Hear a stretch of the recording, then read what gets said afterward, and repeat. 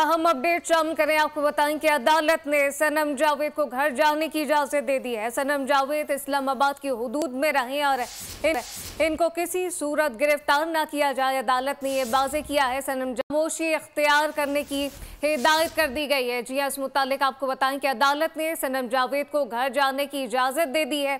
सनम जावेद इस्लामाबाद की हुदूद में रहेंगी, इनको किसी सूरत गिरफ्तार ना किया जाए, ये वाज़ेह कर दिया गया है। इस मुतालिक मजीद क्या तफसीलात हैं, नुमाइंदा इस्लामाबाद मोहम्मद अलीजा से जानते हैं। अलीजा, बताइएगा और कुछ क्या कहा गया है? ये भी वाज़ेह किया गया कि खामोशी इख्तियार करें वो?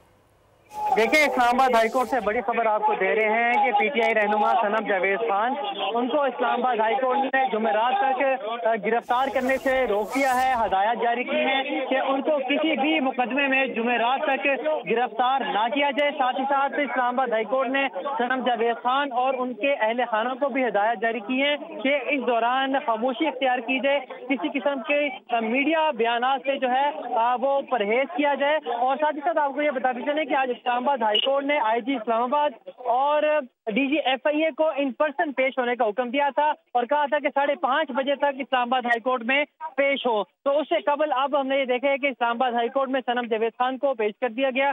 जस्टिस मियां गुल हसन औरंगजेब ने अहम समाअत की है और जो मुतलका हुकाम है उनसे जुमेरात तक जितने भी एफआईआर सनम जावेद खान पर अब तक दर्ज हैं उसका रिकॉर्ड तलब कर लिया है। मजीद समाअत जुमेरात को होगी और जुमेरात तक इस्लामाबाद हाईकोर्ट ने रोक दिया है कि किसी भी केस में सनम जावेद खान को गिरफ्तार ना किया जाए। जी मोहम्मद अलीजा, बहुत शुक्रिया।